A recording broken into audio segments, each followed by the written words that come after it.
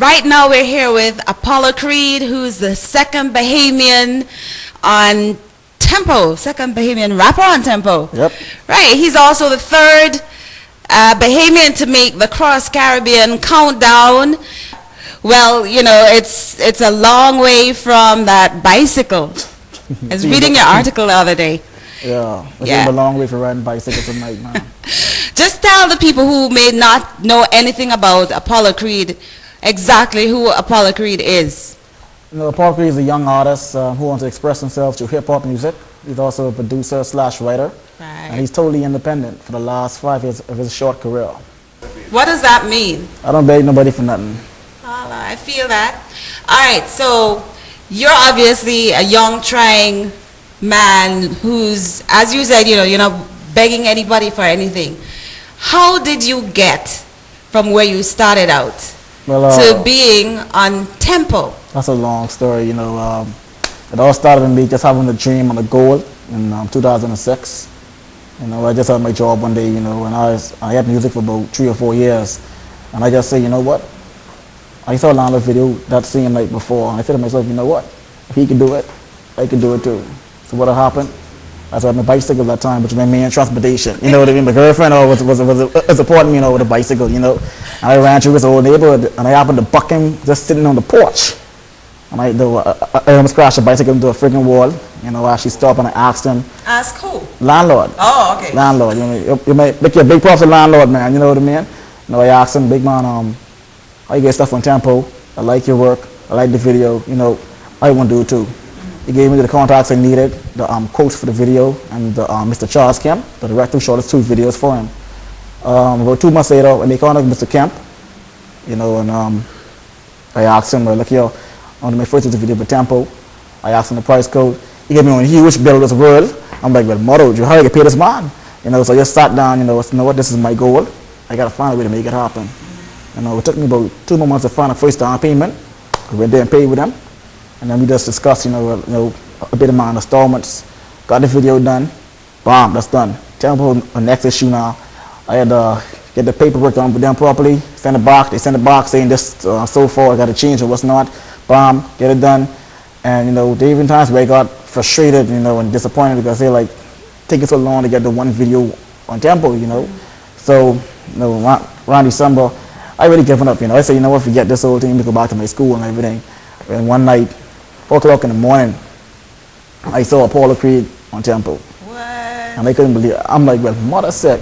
And I went on my computer and I checked my email. I got an email almost 2 weeks ago saying the video was on with Tempo rotation.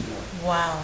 And about 3 months after that, I made the Cross-Caribbean countdown for the number 10 spot about a week and a half tops.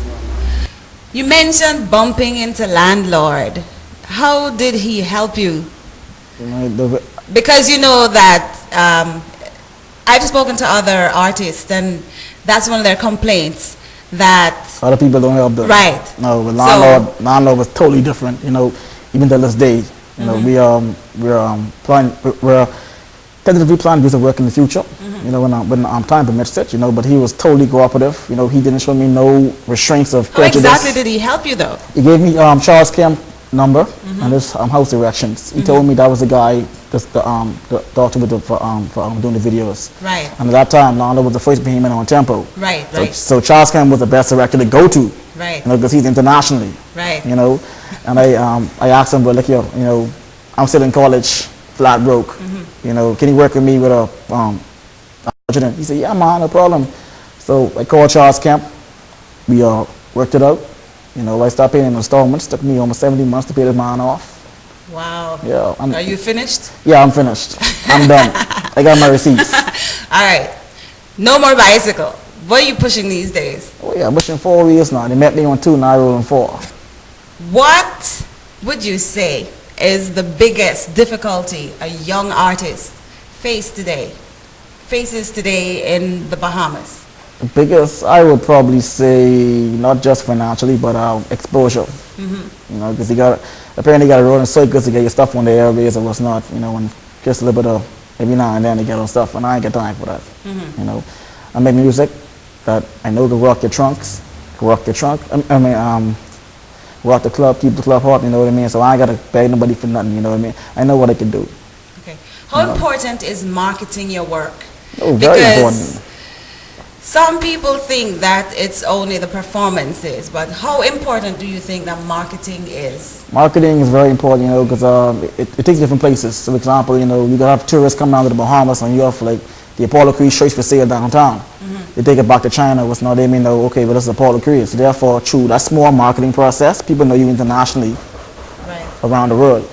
You know, so marketing is very important, you know.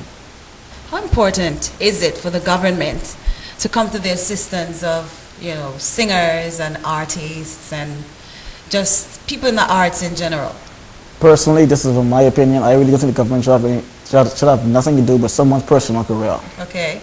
You know, that's just my opinion, you know, because no one, FNM, BDM, PLP, they shouldn't take responsibility for your own career, you know. I mean, yeah, they should give, like, for example, like, annual concerts, like, around a joke time for local Bahamian artists, yes, but that's about it, you know, even to a bit more extent.